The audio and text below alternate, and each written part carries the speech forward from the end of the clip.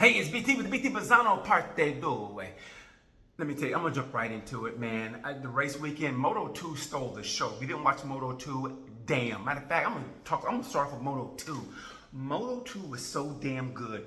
Tony Arbolino was flawless for 4.21 kilometers. He was on it. The track is 4.22 kilometers. Damn. Yeah, Tony Winder and Donder, and when it came to that magical moment, he was like, yeah, it happens to the best of us. Ride of the race goes to Celestino Vietti at home, and if you listen to all the podcasts, I do because I've got no life. All the Italian riders, from Pecco to Bezzecchi to Luca, who I love Luca. Anyway, Luca, they all say Celestino Vietti. At the ranch, Celestino Vietti is the man. And he showed why. I thought Aaron Canet had it. And so, ride of the race, Moto 2, I'm starting with Moto 2. Heartbreak goes to Tony Arbolino. Somebody needs to have suicide watch on Tony. I think after the race, they were like, open the door and he's in the shower and it's just dark. Like, Tony, you okay? And he's just, come stai? And he's like, non sto bene, grazie. Non sto bene, grazie? Non sto bene, grazie. And you're just like,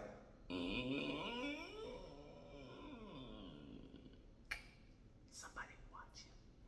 Yeah, that's a tough one to swallow, man. I mean, it was a great race by Canet and Celestino. Like they said, you got to be in it to win it, and they stuck around, and that's what happens. If you stick around, good things can happen to you. But man, I feel for Arbolino. Moto 3, let me tell you something. Moto 3, heartbreak goes to Forsato. Forsato, there's a bug.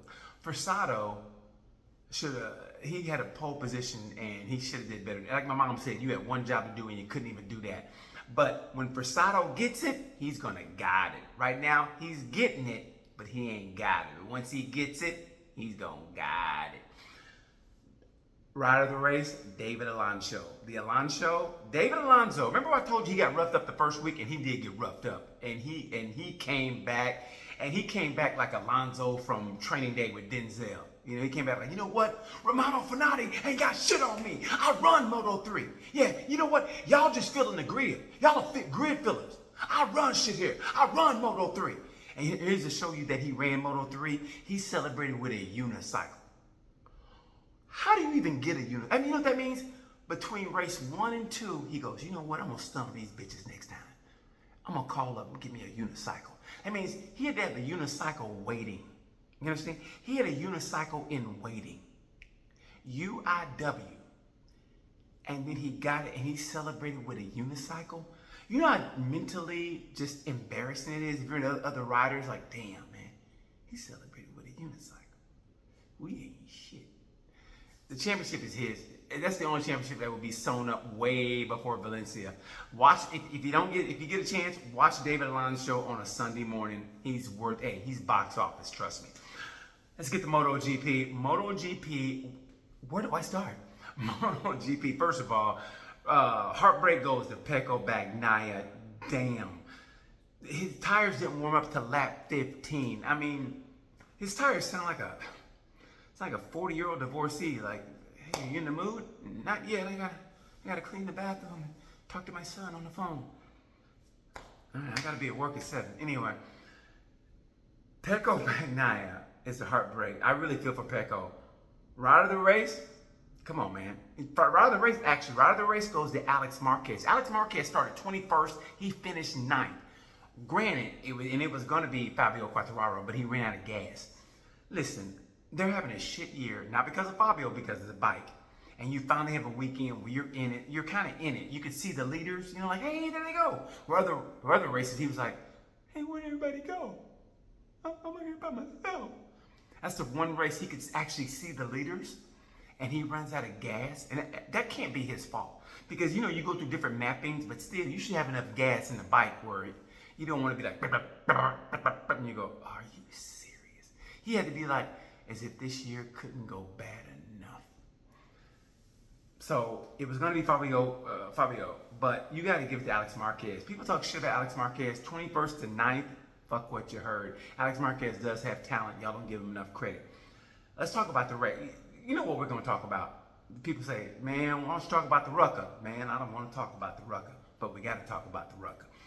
Listen, what did people expect Bastianini to do? It was the last lap of a race in Italy, and he's Italian, and that's his home race? He was raised around that area.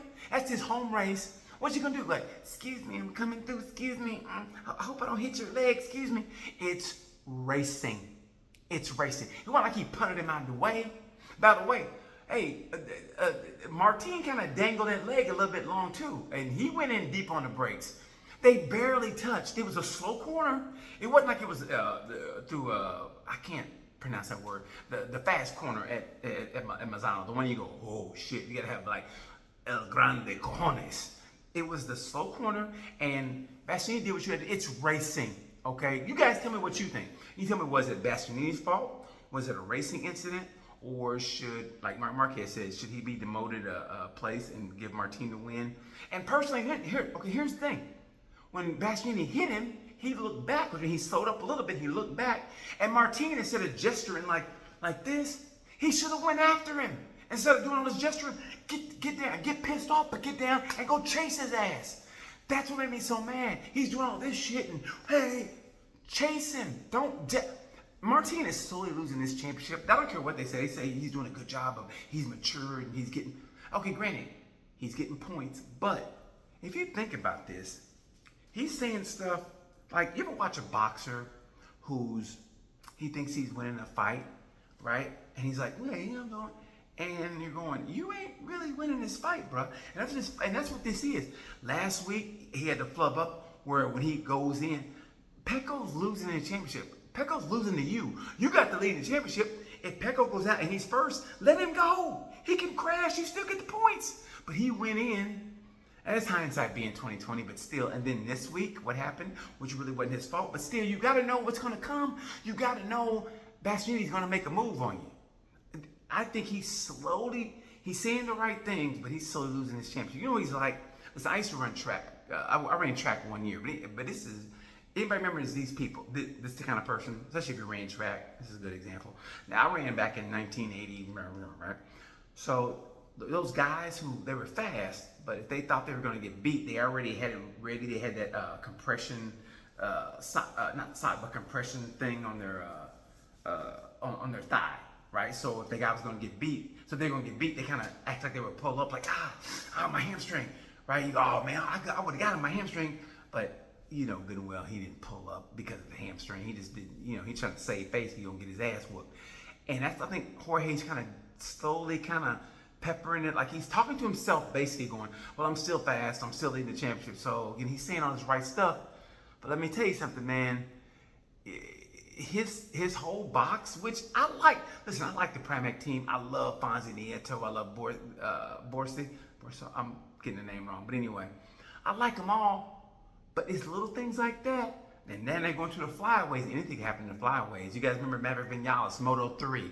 Remember he got the Motegi? He goes, I'm out of here. I'm leaving this team. And the team goes, we got a contract. We'll sue your ass. And he goes, I'm just joking. And he came back. He turned the airplane around like that Malaysian airline. He went, oops. And he came back. He did a U-turn in the air and came back. I'm just joking, guys. I'm here. And he ran the table and he won the championship. And he won the championship in Valencia, which is one of the best races I've ever seen in my life, next to Rossi, Lorenzo, and Barcelona in 2009. That's one of the best races you'll ever see, was Maverick Vinales beating Alex Rins on the last turn in Valencia. It's one of the greatest races ever. But anyway, what I'm saying is, on the flyaways, anything can happen. Marquez and Bastianini are still 56, 55 points away, which is, it's 8 races left. 56 points, that's 2.5, that's 3 races basically. So it's going to take them the entire eight weeks to get to basically have a showdown in Valencia, which is hard. All Martin has to do and all Pecco has to do is not crash, which sounds easy, but anything can happen on these flyways. People get sick. I mean, you're flying from Australia to Sepang to Indonesia to Thailand. All that flying, you get spicy food. Like Marquez said, he got on the plane was landing, he had to go take a dump because he ate some spicy food in Indonesia. That's his words, not mine. His stomach wasn't feeling right. Hey, if your stomach can't, think about it. Look what happened in Misano. They got the greatest food in the world in Italy. And 2 weeks in a row, Luca Marini was sick. Jorge, Yohan Mir got sick. Alex Rins got sick last week. So anything can happen in these flyways. That's why it's going to be great. And so if it does, like I said, anything can happen. I'm going to ask you guys this. If it comes down to a winner-take-all race, winner-take-all, who you got? If it comes down to a winner-take-all race, who do you got? Do you have Marquez? Who can get beaten in winner-take-all? You've seen Dovey. Dovey's beaten Marquez plenty of times, especially in Austria. Okay? But Marquez is hell to beat. Last turn, Ooh, you thought what Bastianini did was rough. Do you have Bastianini? Do you take Martin, winner-take-all race? Do you take Pecco? Pecco, winner-take-all race, he gets out front. Nobody can catch Pecco out front, except for if it takes time for him to warm up his tires like he did that race. So, who you got? I mean, if you ask me, I think Martin is slowly crumbling like the Roman Empire. You know how they kind of like it then? And I think Marquez and Bastianini are the horse of Troy. That they pull up to the gates and they go, 56 points away, nothing gonna happen. And Marquez and the Beast go, hey, guess what? We're here.